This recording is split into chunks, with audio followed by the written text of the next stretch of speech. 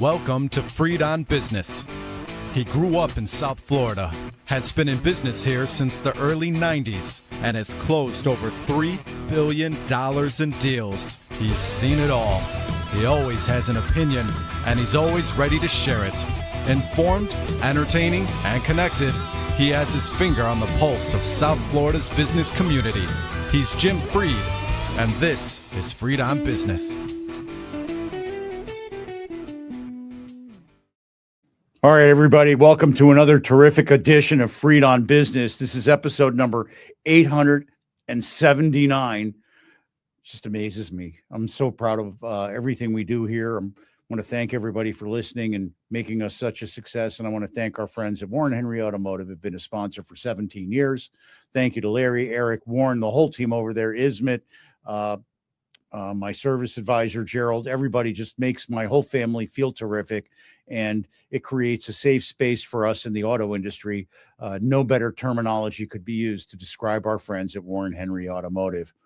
Today, we'll be talking about AI and the fact that AI is always there waiting to embarrass you. I've got 4 or 5 little vignettes I'm going to talk about for people that have happened that I've watched, observed, or seen, or actually been involved with on my own. And so we'll talk about what AI is waiting out there and what's it going to do to you if you're not careful.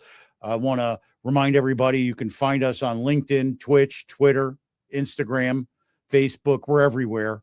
So look us up. And if you missed today's podcast, you can always catch it on any one of your podcast platforms, Apple Podcast, iTunes, all that stuff. So we're everywhere. It really is fun and exciting and very rewarding to meet somebody, have them say, hey, I've heard you do a podcast, and have them look it up right while we're sitting there and direct them to an episode that's informative and helpful to them. And I hope today's is informative, helpful, and entertaining for you.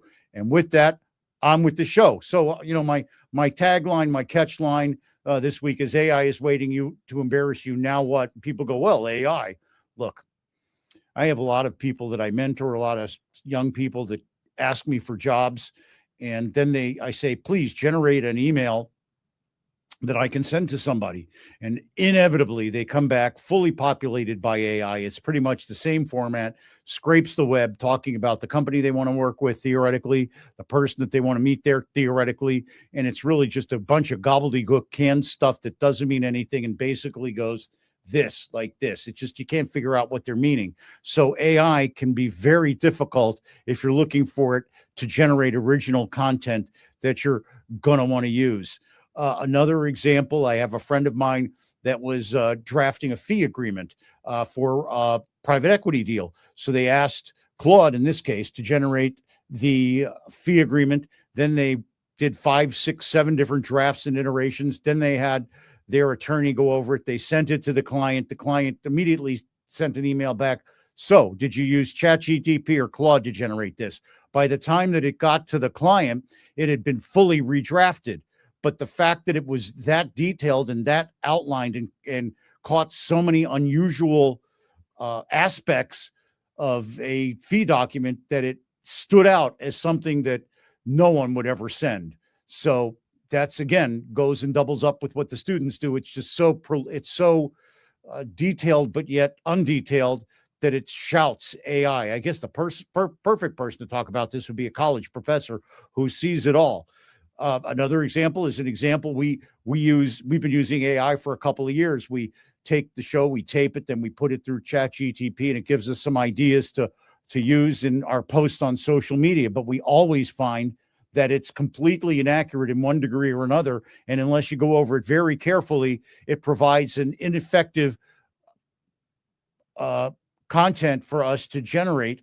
And it never really follows the right rules that are out there for general content creation. So you really have to, oh boy, do I hate this word, curate it to make sure that it's not embarrassing you every time you use it.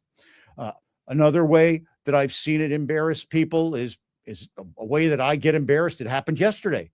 I was on a conference call. I can't remember, Zoom, Teams, whatever, Google Meets. They all suggest, would you like to tape this with AI or take notes with AI? And you have to opt out. I'm over here, and Zoom is rolling on one of the other monitors right now, and all it's doing is it says your meeting's over. Did you catch all of that? Let us take your notes. No, it's a real estate deal. Most people feel really uncomfortable having their conversation outlined by AI, and who knows where it's going once it goes up into the cloud. Unless you find the really detailed opt-outs, it could be going up there and teaching the AI machines what you do and how to learn about you and all that other kind of stuff. The answers I get, or the feedback I get, or the suggestions I get from AI, it's about 80% right. The last example I'll give you is one of my nephews is a PhD student at one of the big fancy universities. We won't give out names, just suffice it to say it's a really fancy, hard to get into research institution in the southeastern United States. He's getting his PhD in medical research. And so I asked him, do you guys use AI? You would figure that, oh my God, they use AI. Yeah, they do use AI, but they use it to make sure that they're not making a mistake. And that's the way you want to use AI. You want to use AI to make sure you're not making a mistake, to make sure you're not forgetting anything. That's the way he really says it, to make sure we're not forgetting anything. You want to make sure that you've got your bases covered. That's one thing. You want to get a couple of ideas to make sure you're thinking about everything. That's what you use AI for. But you've got to make sure you're using it correctly. A lot of times it'll generate incorrect information and it'll sound confident. Once you get that inaccurate information, if you go and share it like it's facts, you're going to get embarrassed. If it gives you very weak or poorly thought out reasoning, you're going to get embarrassed. Remember, natural intelligence at this point still outdoes this artificial intelligence. The artificial intelligence only knows what it's been taught. And a lot of times it can't really reason the way you do. And if you start promoting or putting out fake content or misleading content that it's picked up from some other website somewhere, boy, are you in for trouble. So what do you got to do here? Number one, use it to support your thesis, not to make your thesis. Make sure whatever facts you're using off of AI that you've gone out and verified. It only takes a couple of clicks or a couple of phone calls. Before you publish it, make sure you review it in detail, which is what we do all the time. My Miami Podcast Studios is nodding over there, because even though we use it, we always treat it with great caution, because it's learning, it's building off of what you've done before. And with this show, we go all kinds of different topics. And a lot of times the AI tries to drive us into a pigeonhole. It's a tool. Think of it as a tool, not as the Bible, not as the gold standard, but just as a tool. And many times your tools can make mistakes. And remember, review what you're using it for, and make sure that if you make a mistake, that you quickly correct it and kind of make light of it.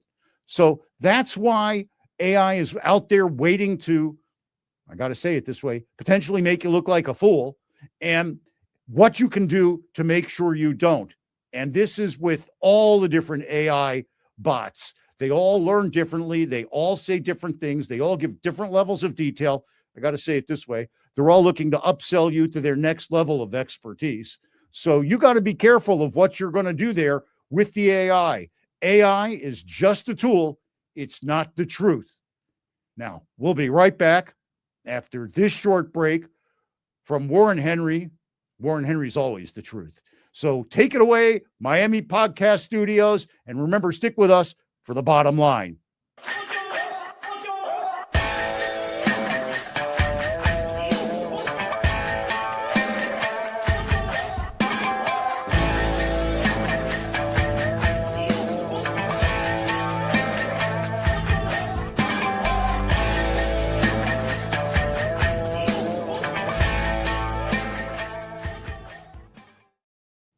I want to thank our friends at Warren Henry Automotive, our friends Larry, Eric, Warren, of course, Ismet, Gerald, my family at Warren Henry Automotive. I love them.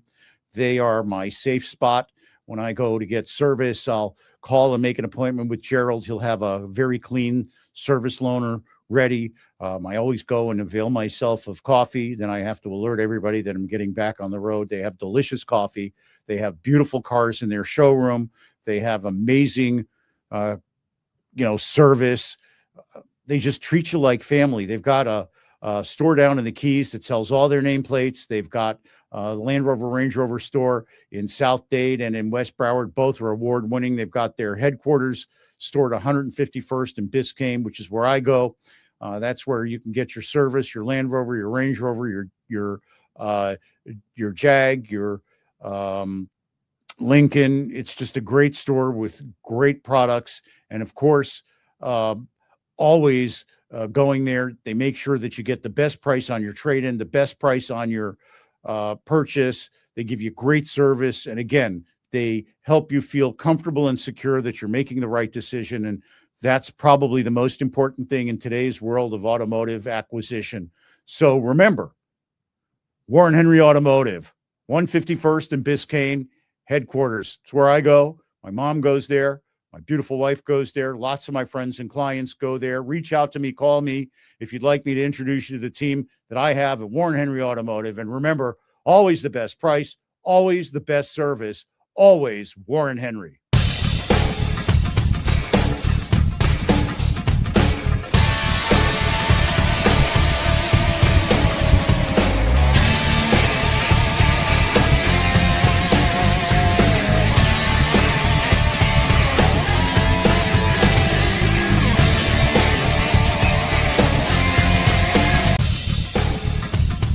Welcome back to Freed on Business. Connect with us on LinkedIn, YouTube, Facebook, and Twitter at Jim Freed or at Freed on Business, and on Instagram at Jim Freed1. Now, back to your host, Jim Freed.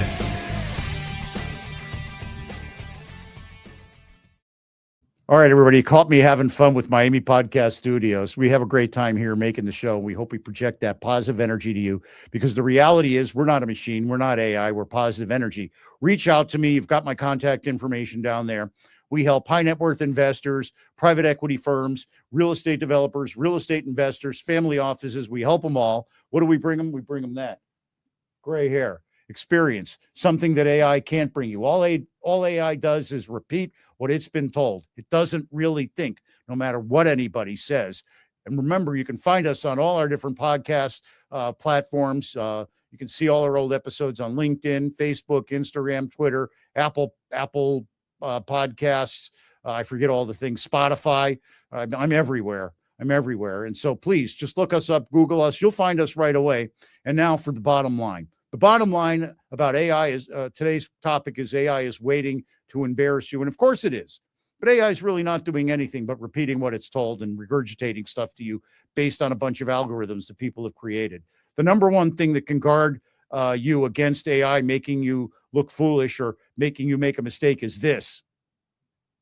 I always tell people, and I'll say it again, human intelligence. And you can use AI as a tool, but AI is nothing more than a tool, nothing more than like your iPad, your laptop, your phone, your typewriter. Back in the old days, did I really say typewriter? Or do typewriters really even exist anymore? I guess they do if you're making mailing labels. Oh my God, I gave away my secret. So, AI is out there. It's a great tool, just like any other tool. You need to train yourself on it. You need to train AI to work with you. You got to correct AI's mistakes. We use AI for the show, but we always review what AI tells us. And a lot of times we'll reprocess it 2 or 3 times, and then we'll make human modifications. Only then will we use AI. So remember, AI is just a tool. It's artificial intelligence, but you're a lot smarter and a lot more experienced than AI. So use it to supplement what you're doing, not to replace it. And with that, I'll remind everybody, this is a great time to even say that. The person that wants to do something finds a way. The other finds an excuse. That excuse can be AI. Don't let it be your excuse. Now go out there and make it happen. God bless you, and God bless the United States of America. Miami Podcast Studios, make it so.